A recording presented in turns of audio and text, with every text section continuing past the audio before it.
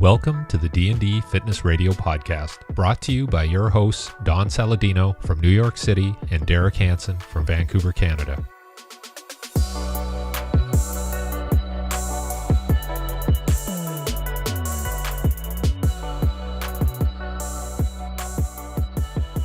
What I wanted to ask you is, obviously we're well into fall and the weather's changing here. I assume it's changing there. Today was the first day I woke up and I went outside and I'm like, all right, I'm glad I'm wearing a sweatshirt. Because the last few mornings I wore a sweatshirt and I didn't really need, I definitely didn't need it. But I just had it because it was like my mentality's in that fall phase already. But today I woke up and I was like, all right, I need this today. It's cold out. It's starting to get cold. Oh, same here. Same here. I took my kids to school, walking back. I'm like, oh, geez, it's cold. There's like a wetness in the air, Sure. Moisture. And I'm like, okay, I have to rethink how I do my outdoor workouts and what I'm going to do inside. And is that something that you're doing with people? Like when you get, like, how is it when people come back in September? I know everybody's not going back to school, but their kids are going back to school. Or do they have a different mindset when they come back in September after the summer's over? Well, man, I know I did. I mean, it was funny. The last 2 weeks of August, I almost gave up. It was like I'm just so fried because you understand how it is in the fitness world. I mean, come September to Thanksgiving, you're in a sprint because things pick up like early to mid-September and you're in the sprint to Thanksgiving. Then you have a few days off. You have that Wednesday night before Thanksgiving weekend, and then you're back at it. Then you sprint to the holidays. And then you get that week and a half, 2 weeks where things really kind of lull a little bit. And then you get your New Year's resolution where you really just pump from whatever that first Monday is in January, all the way to, I want to say probably Memorial Day before you get a little bit of a lag. So, you get these little spurts in our business. And I know the last 2 weeks of August, it's like, even with my body, it was like the nutrition definitely went south a little bit. The training, I took some time off. I did things I never do, like coming home on a Thursday night where I'd be meal prepping. I'm like, turning to my wife, like, you want to go get a burger and a beer? She's got a huge smile. She's got a huge smile on her face, turning into 2 or 3 beers. Granted, after those 2 weeks, I probably felt worse than I did going into that. But I know mentally, I come Labor Day, right after Labor Day. I mean, oh my God, that Labor Day Monday, I was like, oh my God, no more booze, no more food. And my diet has been absolutely perfect since then. So I'm seeing that now, even with the clientele. I mean, our numbers in here are skyrocketing now. I mean, things are picking up. People are coming back. Members that took, leaves, took time off for, July and August, their memberships are getting reactivated. Training, is busy. I refer to this right now as almost like the second New Year, because people go into the summertime, and you got to admit, from July 4th through Labor Day, it's very spotty. In the February, people are finding excuses. I mean, it's the 3-day weekend, sometimes the 4-day weekend. It's, July 4th, it's Labor Day. Come August, I mean, people are like, taking, especially in finance, they're taking, guys in finance are forced to take 2 weeks off a year. When they're in the stock market, when they're in the markets, they have to completely remove themselves from any communication with their work. So if there were, for a lot of people who don't know this, I mean, a lot of guys working for, Morgan Stanley or Goldman Sachs, like, they have to disconnect. They technically shouldn't be even checking a stock price or what bonds are doing or communicating with their work. So I can't even tell you how many clients or friends of mine have just completely disconnected those 2 weeks. So yeah, I mean, is that enough time? Like, do they actually decompress in that 2 weeks and then ramp it back? Like, how does that? God, I don't have that much time. So I mean, if someone turned to me for, let's just say a week, 2 weeks, and says, you have to completely disconnect from work. You can't go on social media. You can't communicate with anyone from work. And I was actually able to I'd probably come back a new person. It'd probably be the best thing for me. Mm-hmm. But I can't, and I don't do that. It's just a different story when you're running your own business and you're responsible for employees. And, August is always a tough month for any gym owner. I mean, it's your worst month of the year. It's things are, you can't really relax at a time when you're supposed to. You can't really relax, or at least I can't. But that's the business. I mean, there's so many pros and so many cons to what we do. I mean, that's one of the faults. But Do you use that time as like creative time where you're like, okay, I'm going to think of some things differently. Here are some projects I want to do once I get back in the fall. Like, yeah, I definitely take a couple of days where I pull out the notepad and I sit down and I start taking some notes and start jotting down some ideas, and I put it in kind of a future, one of my planning pages for when I come back. I know it's in front of me. It's a reminder that I wanted to do this. So yeah, I mean, I definitely think a little bit, but yeah, I do try and relax a little bit more. I know the last week, August, I think I went out and played like 7 rounds of golf, which is awesome. And because I obviously love golf, but a couple of cocktails, going out and just getting my mind into a different state. I mean, I never ever during the week, I rarely drink. So for me to, on a Tuesday night or a Thursday night, to go out with my wife and eat a burger and French fries, or have a couple of beers, or go on one of my buddies' boats, or shoot across the Connecticut, and you're sitting there on a Thursday night, having drinks and hanging out with friends. That's just stuff that I never really do anymore. So that in itself was nice, because that was an escape. But it's funny with me because I can't do that stuff too much. Like here and there in little dosages, fine, but it makes me feel worse. I just can't live in that world. I mean, what about you? I mean, how do you? Yeah, I think it's one of those things where just out of opportunity, like I don't put myself in those situations too often, like yourself. So when you do go out, you're like, okay, well, I'm here. I'm just going to enjoy it, because I don't do this often. And if I go away and I miss workouts for a couple of days, same sort of thing, because I know that, like yourself, I've built up this sort of credit line of exercise where I can go, okay, I can give myself 3 days off and not stress about it. And you bounce back, even with us getting older, all of us getting older, you bounce back a lot quicker. I mean, when you have that, training age under your belt, it's like, I just feel like people say it's harder to get back. I feel like I'm more confident in getting back because I know what I have to do, and I know I can kind of let my body just go. And I know if I have a couple of drinks, my body's not going to get destroyed, if that makes sense.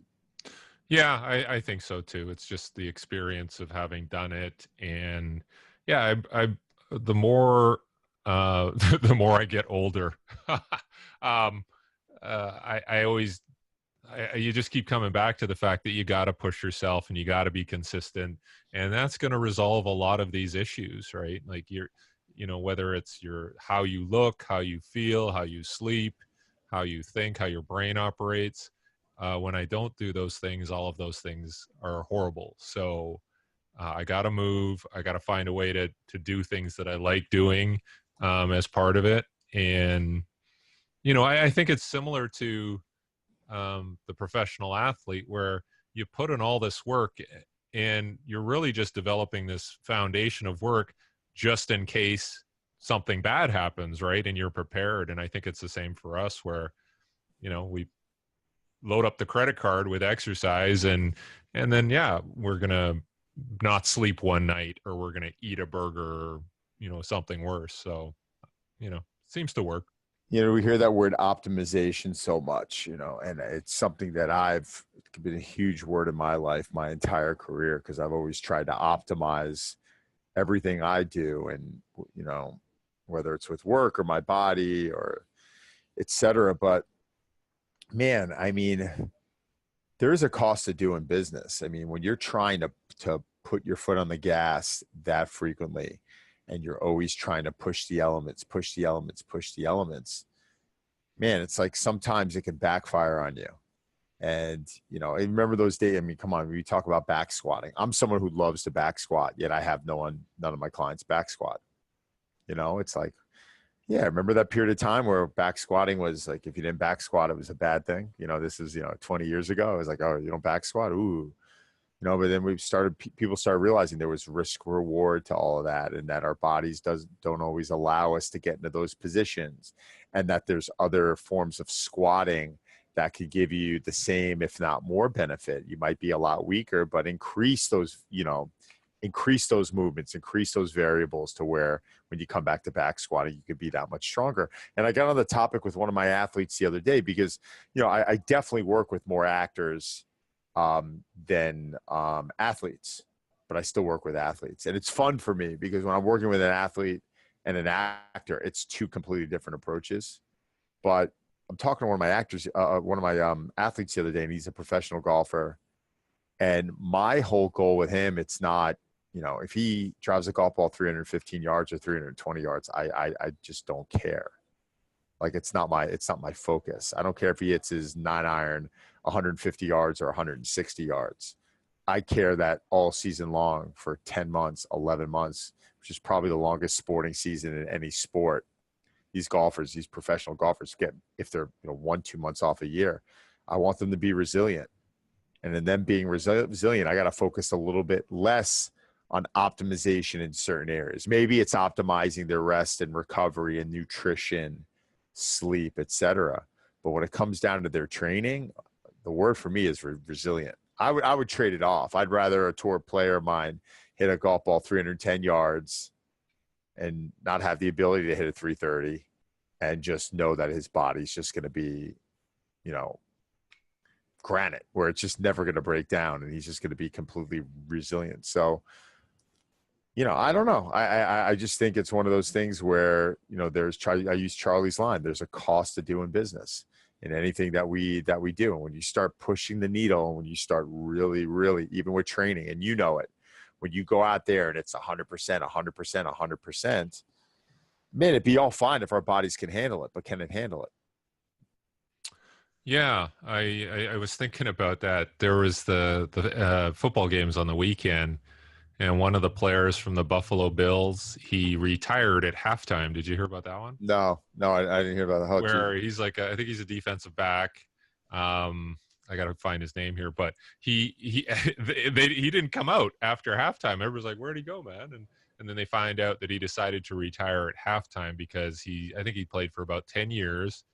And he's like, his explanation was, I just can't do what I used to be able to do. Like, my body's not responding, and I just can't do that to my team, I guess. And he decided he was going to retire on the spot. So there's all these people going, well, he should have at least finished the game.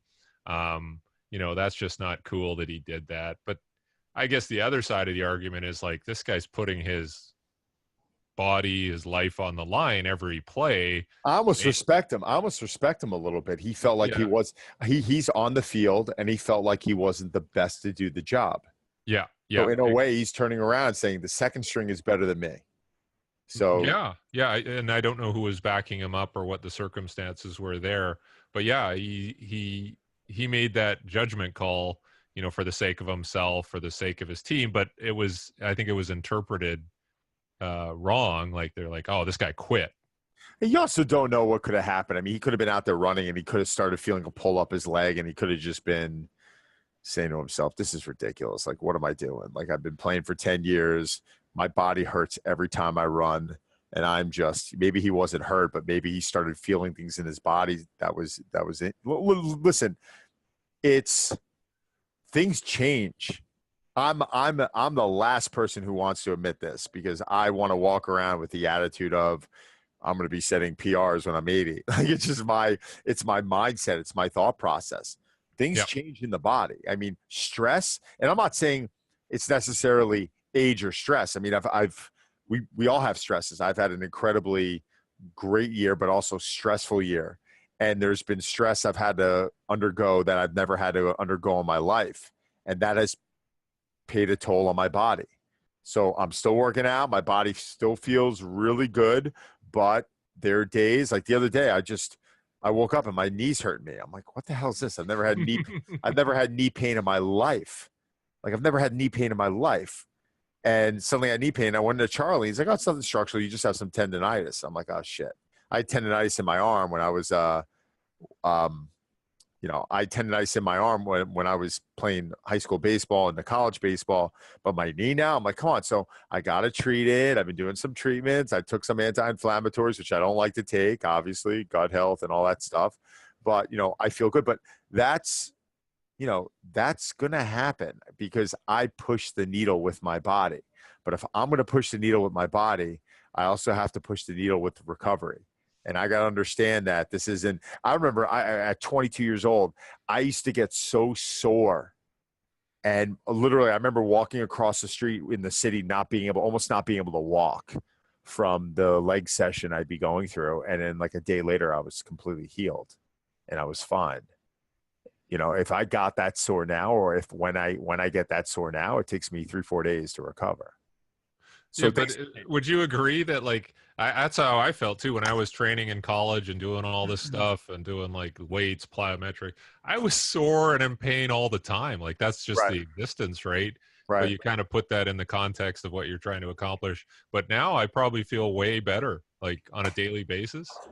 Yeah, I think it's also an understanding of what type of training you should be doing. I think it's also an understanding that, maybe you can't have so much variability and you can't just jump into this new style of training like 100% like you used to be able to. I also, it was funny. I was also looking at my training as of the last couple of years and years ago. And when I got out of college, I did a lot of body parts. So I was doing bodybuilding training. I was not training like an athlete. I was doing more power building to where, that first lift was real heavy, but I would do, I'm 23 years old at the time. I mean, this is 17 years ago. I'm doing chest one day and legs one day and triceps one day. And actually the benefits of that is I allow my body time to recover. The last couple of years, I'm deadlifting, twice a week. I could be squatting twice a week, or I could be squatting once a week, deadlifting once a week, hang cleaning once a week, doing kettlebell work once a week, doing carries once. I'm just making this up. I'm just throwing out a whole cluster of stuff. But, these full bodies where you're doing some of these real complex movements, your lower back's taking a pounding. Your hips are taking a pounding. Your grip is taking a pounding. Your CNS is taking a pounding. You start coupling that with stress and all this other stuff. Yeah, I mean, it's, it might be too many ingredients to throw in. And there's so many variables. You could talk to so many strength coaches. They could say, oh, that's bullshit. You should be able to train that. You don't know what I'm doing the other days. You don't know. You can assign to me right now a program and it can make complete sense. And it could have me squatting twice a week or deadlifting twice a week at 75, 80%, which is easy. But you didn't know I'm playing golf once a week. You don't know I have 2 pickup hockey games once a week, or I'm running on the track once a week. There's a cost to doing business. There's things going on beyond that program. And that's why a lot of these publications, it's really difficult to go and take a program and say, oh, I'm going to do that. That's Usain Bolt's sprint program. Like, you don't know what Usain Bolt's doing. I mean, the guy could be, doing his sprint workouts. I hear he trains incredibly hard, but the guy could be laying in bed smoking weed the remaining 23 hours a day. You have no idea. He could be completely relaxed and recovered and not having to go in and grind with work and grind with bills. And you just don't know. So it really is difficult. It really is difficult to just say, here, this is what I do, or I mean, that's my opinion. Yeah, the football player for the Bills is Vontae Davis, and he said, today on the field, reality hit me fast and hard. I shouldn't be out there anymore. I meant no disrespect to my teammates and coaches, but I hold myself to a standard. Mentally, I always expect myself to play at a high level, but physically, I know today that is impossible, and I had an honest moment with myself. While I was on the field, I just didn't feel right, and I told the coaches I'm not feeling like myself, and so I completely respect him. Yep. Now, if the guy coming in cannot hold his end of the bargain and he can't perform at the level that what's his name, Dante? Vontae Davis. Vontae Davis. So Yep. Vontae, if he can't, if the guy can't perform at the level that Vontae's performing at, then I think it's a question mark. But in my eyes, what Vontae's saying is, I just can't compete anymore. But is he letting I know people are saying, is he letting his team down? I mean, listen. If Tom Brady does that and comes off the field and the backup, I don't know who the backup quarterback is. I don't know either. Yeah, but if the backup quarterback's complete crap, then yeah, you're letting your organization and your team down. And I feel like you have an obligation to those people to, to see it through. And you have a job, and an organization trusted you and offered you a contract and took great care of you and paid you a lot of money and the fans. But what sounds like is this guy was admitting, he's like, I've spent my powder. I've overstayed my welcome, and someone else can do this job better than me. So I actually commend him for it. Yeah, I think part of the problem was that maybe the way it was handled, and they were losing pretty badly going into halftime. So people are like, oh, if you're winning, you wouldn't have done this. But maybe, I don't know. Maybe. But regardless, the guy stopped playing the game. He stopped playing a game he probably loves his entire life. He's probably incredibly emotional right now.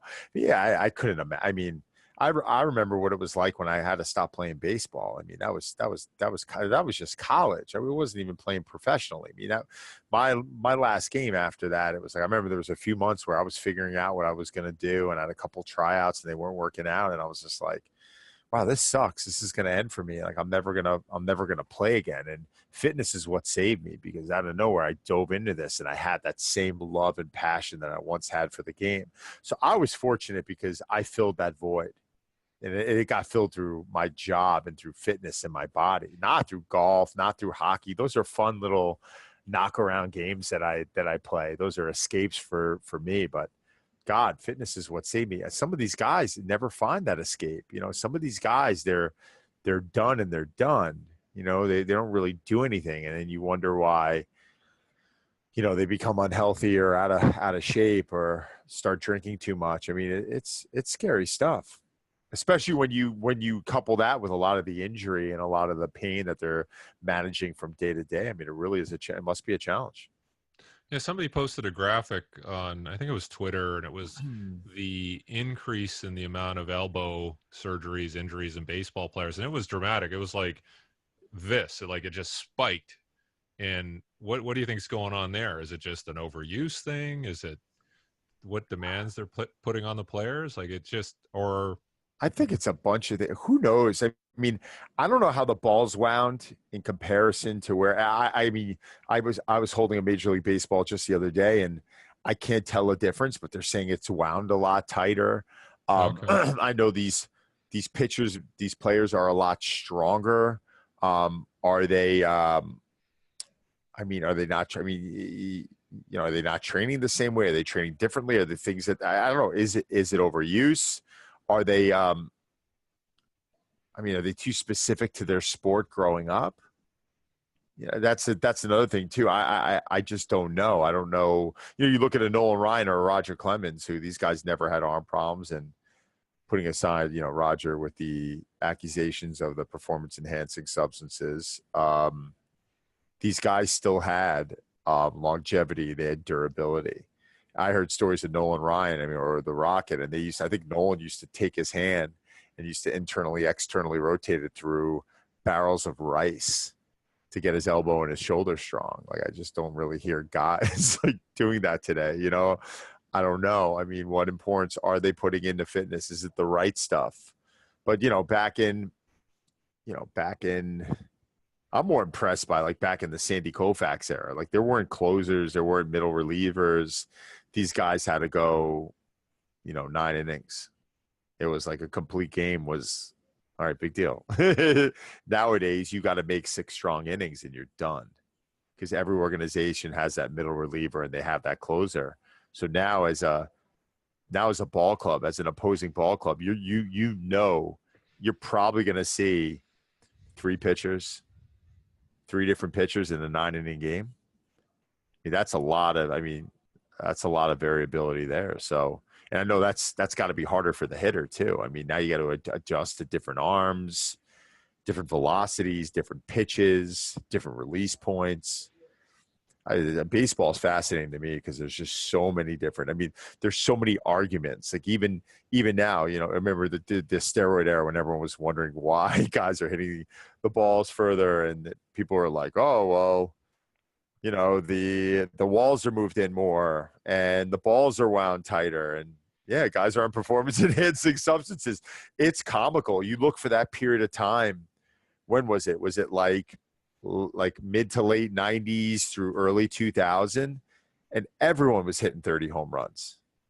Everyone. Now 30 home runs again it's a good season. Mm-hmm. You know, but everyone back then, you hit 27, 30 home runs, you were saying, oh, you had a good year. Now a guy hits 30 home runs. I'm like, wow, solid. That's really good. There's so much. I mean, it's just crazy what's happened in baseball. I won't shut up about it. Yeah, I'm going to get you to keep talking here. Do you think that in general, people are just more fragile? Like, you know, whether it's pro sports, whether it's general pop, like I just, you know, I was talking to Ben House about that. And I said, is this something to do with the food? You know, are people blowing out tendons and ligaments? Do you think it's something to do with the food supply or the quality of food? I don't know, because I mean, now technically we should have access. I mean, we should have better food quality now than we did in the mid to late 80s, right? And early 90s. I mean, I don't know. I think so. I mean, I think that was at the era when everyone thought no fat was good and no one was putting any emphasis into fats. And, you know, God, a lot of our foods were toxic and polluted. You know, I was talking, you know, I brought the story up the other day. My grandmother and her sisters, it was like 4 or 5 of them. They all lived to be the ages of like 95 to like 104. They didn't know what organic was. Like everything was at the time. I mean, this was like back in, you know, 40s, 50s. They weren't spraying foods. I don't think they were. But I just don't know. Is it the mindset? That's the only thing because if you think about it now, we should have access to better strength and conditioning. There are better strength coaches now. There really weren't strength coaches with organizations in the early 80s. I mean, guys never really worked out. You know, very, very, very few. So, I mean, wow, we have better supplements now. We should have access to really good quality foods. We should have better science to where we know what should go into our body for hormone function. Who was talking about hormone function in the 80s? No one. I mean, that wasn't a topic that you ever heard. But I do think that a lot of these athletes, they turn soft. And I think it's really difficult when you are a young athlete and you are from Nebraska and grew up playing baseball, or from the Dominican Republic and you grew up playing baseball and it's all you had in your life. And your day was about waking up and getting down to that crappy field and throwing a ball around, and, you know, in your torn spikes and aspirations of making the big leagues. And then suddenly you go to the big leagues and you sign a $12 million a year deal, and which is not unheard of in major leagues. And suddenly you're like, oh shit, you're going out with women. You're drinking rosé. You're living the high life. You're staying in nice hotels. You're flying in private jets. Suddenly, damn right, it's going to get kind of tough to focus. And I think that's part of it. I think it's just some of the mindset. I don't want to put everyone into that barrel, but I think it gets tough. Tiger Woods, I don't blame him.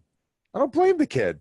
Everyone's like, oh, and for years cheated on his wife and this and that. Like, yeah, he made his bed, and I'm not saying what he did was right or wrong, but the poor kid, I mean, he grew up, you know, with his face in a bunker, hitting golf balls for hours every day with Earl Woods standing over him. And I'm sure he loved the game, but damn, then you throw some coin at him and he's walking into a Perkins with waitresses looking at him going, let's take a walk outside of the car. Like, I don't blame the kid.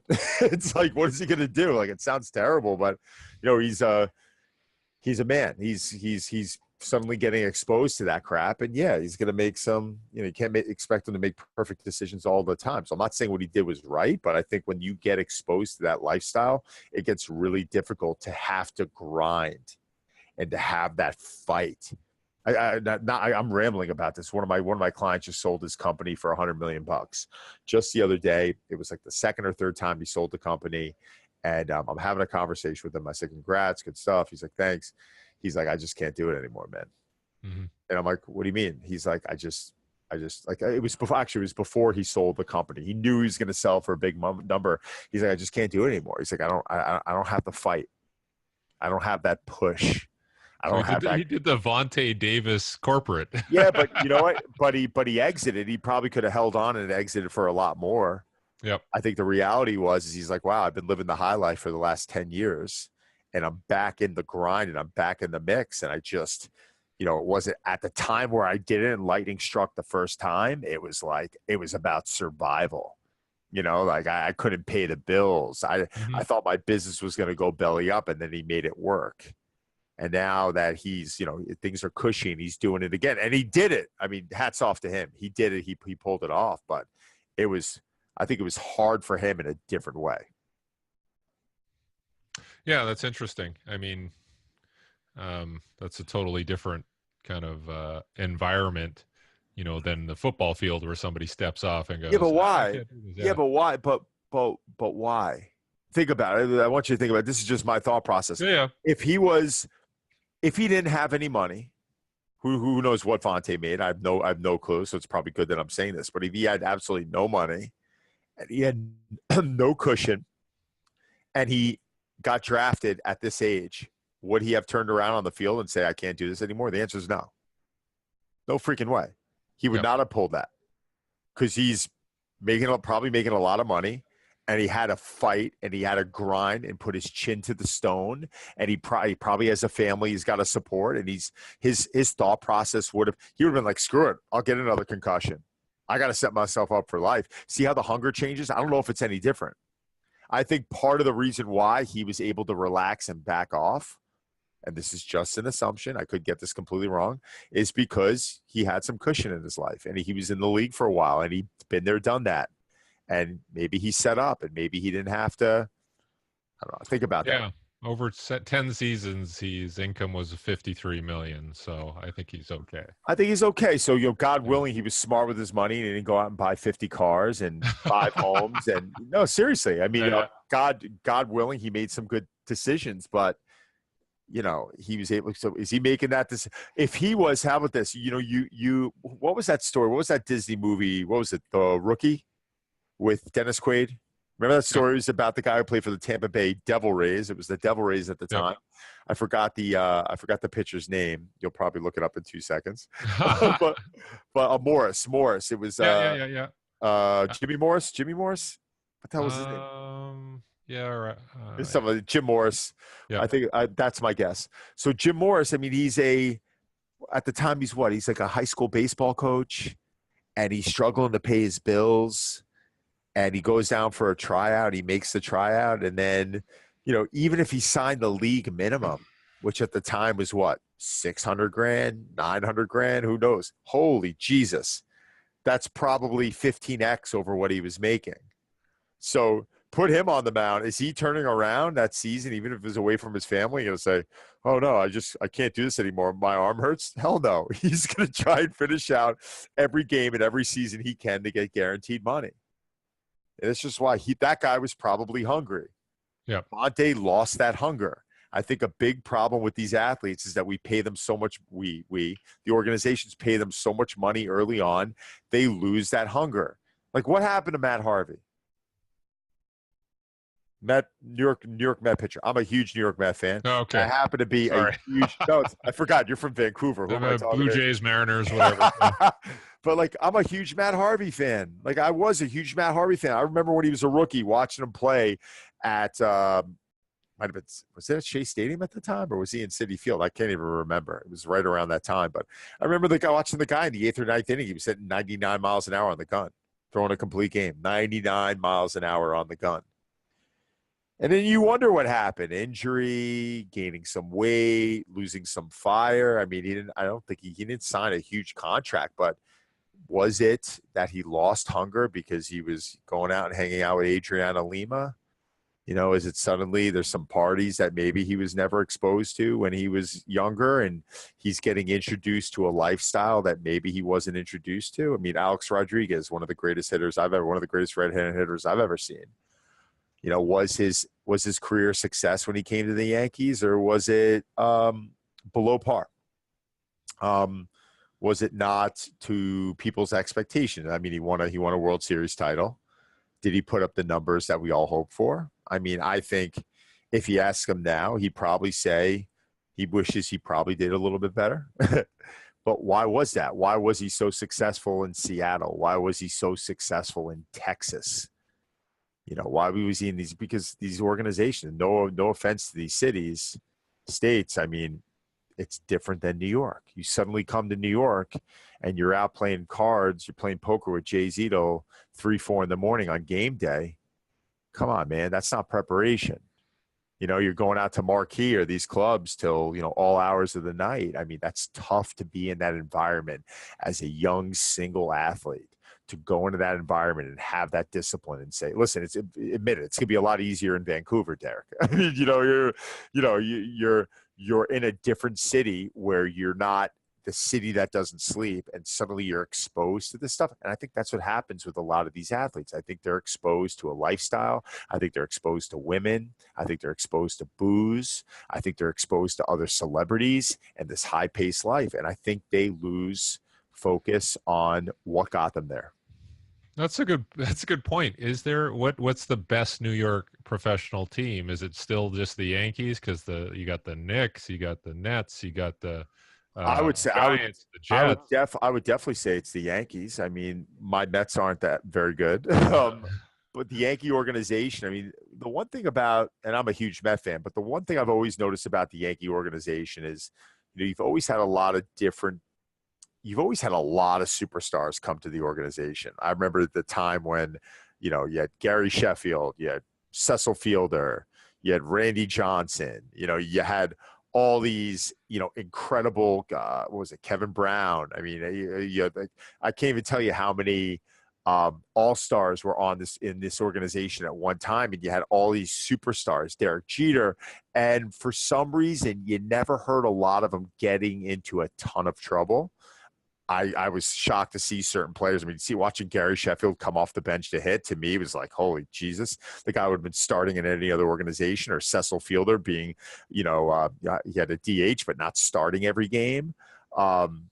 Seeing guys who had any organization where, so I think the organization, I got to give them hats off. I think they did a really good job in keeping all those personalities in check. I mean, I think a lot of it comes down to the organization and, the expectations that they have. And I even remember when Jason Giambi came to the team. I think he came with a huge goatee and they made him shave. They're like, no, we don't allow facial hair here.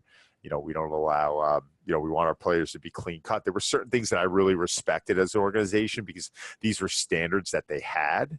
And I knew because they had certain superstars in the organization and in the dugout that some guys were going to be good influence on other guys, but that's not going to say that you're not going to have one or two bad eggs. That's a good comparison. Take Derek, if you took that same team and you brought them to, Texas, Houston, put them in Houston, Texas, or Seattle or Minnesota, you know what I'm saying? An area where, there's cities, but you're not around that star power, and maybe, things change a little bit. New York, it's tough. I mean, you go to a Yankee game, you're sitting in a Yankee game, you look in the legend seats, you're down in that area. I mean, there's every celebrity known to man. There's beautiful models in the stands. There's, there's temptation everywhere, and it's tough for athletes. But yeah, they're probably more like the Patriots of baseball. So they have some organizational control over how things are done, but they also have some good players as well. But even New England, it's not. It's not technically. I mean, these guys aren't living in Boston, correct? Yeah, I mean, I don't know. I doubt it, but yeah. And I flew into Boston the other night for a Pearl Jam concert, and it's a great city, but it's not. I mean, it's not nearly. It's not that same. No, it's not that same kind of Sin City effect. I always wonder how the pro teams are going to do in Vegas. I mean, Jesus Christ. Yeah, that'll be interesting. The Raiders you literally have 300 strip clubs and about 1,000 bars, and I mean, you bring a young guy into that environment, that could get tough, especially with the whole gambling element. I mean, who knows? We'll see. We'll see. I was pretty. What's that? Find you have some of the same challenges with your clientele?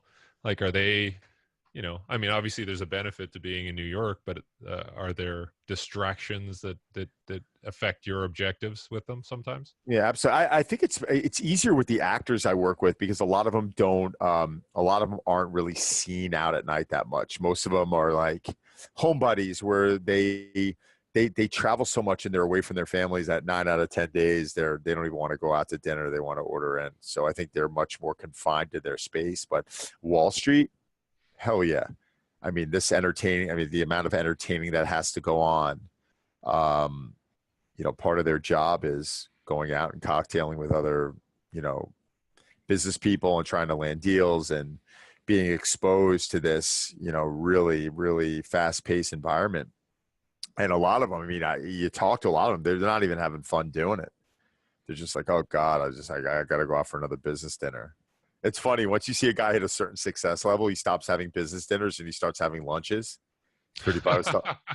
Talking to one of my guys who makes probably north of 9 figures a year, and he was telling me about how he won't do a business dinner anymore, and it's just more about I'll meet you for lunch or breakfast. At least then I can be healthy. I'm not feeling weird about not drinking, and I want to go home and I want to get to bed because I want to focus on my quality of life. So that I love and I respect. Unfortunately, I'm not really exposed to that. Most people hang out with me because they want to feel healthy, but I don't know. What about you? What's Vancouver nightlife like? I don't know. I have 3 kids. I'm lucky if I get to go see a movie. So somebody's asking me like, "Oh, can you go to the Canucks game?" I'm like, "No, I can't. I can't go, man. I'm sorry." So yeah, no, it's pretty sedentary. I haven't been to a Canadian hockey game yet. I've been up to Montreal a bunch, and we were supposed to see the Canadians play one night, and we didn't. I was up there for a tournament. I really want to get. I'm up in Toronto a bunch. Be good to see like the Leafs, or I have been to a Toronto Blue Jay game though in the Sky Dome, which was fun. Yeah, the year it opened. Okay. So Long that was time. a while ago. That was 90, a while ago. Yeah. 91. What was it? 91, 90, something like that. Yeah. Something crazy, but yeah. I mean, I think in a nutshell, I mean, how we got off on the topic of these athletes and why their bodies are failing so much, and I truly believe it's what they're doing in their life, all the other stuff. Yeah, there's a context for, like you said, them losing the fire, losing the motivation, and then having a cushion or something to fall back on. Just like you said with your corporate client or it changes things. I also think because there are so many more injuries now, and I think some of these athletes are getting fearful of a lot of this stuff. And I just don't remember. And I know a lot of athletes who are older and that were, once professional and are retired now. And I had this conversation with a few of them. They were talking about how they were like, we never thought about pulling a hamstring or, blowing our elbow out. Like we went out and pitched and we had some pain. We threw some ice on it. And, I don't know. Is that a good thing or a bad thing? I don't know. I'd love to see statistically right now, what percentage of athletes are injured in all sports. Like, is it an increase? Is it a decrease? Like that should be an easy figure. Like what's, out of the major sports, hockey, baseball, football, and basketball. So out of those 4 major sports, what percentage of them were fighting an injury this year to where it was 10 years ago, 20 years ago, 30 years ago? And I want to see, did that decline or is that increasing? There was an interesting article that was posted on ACL injuries, so ligament injury in the knee, and how it affected people, like athletes, health-wise, like long-term health. And there was an impact, I think, and who knows what the cause is, whether it's mobility, whether it's mental health related, but there was an impact of having an ACL injury in pro sports and how it affected the course of the rest of your life. So, I think, the concussion thing has brought this to light because, you play 20 years later, you could have serious issues, but people weren't really thinking about that. They're just thinking about the next week, the next game. So I think that awareness has made people think about, oh, what's my quality of life going to be? And even talking with your buddy Wally about, you know, he has to get a knee replacement soon, and that's a pretty significant surgery for a relatively young person. Yeah, I mean, he's 41 right now. And what role is technology playing on this? So I'm wondering. I mean, you see all these athletes, and every second, what are they doing? They're like, when they're not playing, they're on their cell phones, and we're just promoting this terrible posture. And what about the exposure? I had Dave Asprey into the club the other day, from he started Bulletproof, and we were, he's wearing those little glasses that, eliminate any type of artificial light. So, we're exposed to so much more artificial light now. Are we truly getting better sleep? What's going on with, painkillers and recreational drugs, and is that changing the game a little bit? Are we drinking more, or are we drinking less than we did 20 or 30 years ago, in sports? I mean, I do know that some certain athletes who are really in, like, you hear about Tom Brady and everything's magnified on him, because he's such a superstar, and everyone wants to talk about his products and his, and his conditioning, his strength and conditioning, and all this great stuff that I wish every athlete was doing. But then who was it? It was one of the Lakers a few years ago was going through his diet, and they were literally showing it to whoever it was. It was like a Cribs or something. He's like, yeah, this is what I eat all day. And it was basically just candy. Like, the guy legitimately lives off of candy all day, yet he's playing in the NBA. So, here we're seeing two ends of the spectrum. And what's shocking is that you had two guys performing at a very similar level, who one's doing everything exceptionally, the other one's doing everything completely shitty. Yet this guy's still pretty much holding up his end of the bargain. I'm not going to say he's going to do it as long or as successful, but I think this stuff plays. We just don't know enough about what these athletes are doing yet. So I'd like to get more data on that. Yeah, they said a third of people who undergo ACL reconstruction will have osteoarthritis in their injured knee within 10 years. And then within 20 years, 50% will have debilitating osteoarthritis in their knee. So by virtue of the fact you're getting the injury, regardless if you have it repaired by surgery, there's a long-term impact. Right. But we also know, like, my dad's got arthritis. My mom has arthritis. Like, it's tough to convince them to change their diet. There's things now that we know that we can do that we can really eliminate inflammation in the body, or we'll start reducing inflammation to start making them less symptomatic. I know if I started getting arthritis and, in the next few years, and I found that out, I would completely dive into, I would change specific, maybe whatever little I can change nutritionally or supplement wise to help eliminate a lot of those signs, I would do. My parents now, if I told my dad to do that, like, hey, Dad, you got to eliminate bread and booze and pasta and your French fries, he's going to be like, what are you, nuts? Like, 72 years old. Like, leave me alone. I'll pop some Advil and I'll be fine. So I think, our thought process back then, things have changed because they weren't as educated on that. So they don't really truly know and understand what we can do to prevent a lot of these issues. No, but that definitely leads to, we're talking about future guests, but it'd be nice to have somebody talk just about the impact of chronic inflammation on the aging process and diet and, what you choose to eat. Think Dr. Perlmutter would be a great guy for us to get. So I'm going to shoot him a message and try and get him on. I mean, I think that's right in his wheelhouse, and a lot that he talks about with the ketogenic diet and pros and cons about it, and so many hot topics on this stuff. I mean, he wrote a book called Grain Brain. I'm also curious to hear from our listeners. There's a way they can message us, right? They can leave comments, right, Derek? Yep. So if they can message us what topics you'd love to hear covered, or specific guests that you'd like to see us bring on, I'd love to get some names in there. Fortunately, we've been having some great people on, so it's much easier for us to get, notables on now, because we actually have a good show going. But please say, if you guys are listening, shoot us a comment, either a topic or someone that you'd like to hear, and we'll do our best to track them down and give them an offer they can't refuse. I love it, but good stuff, man.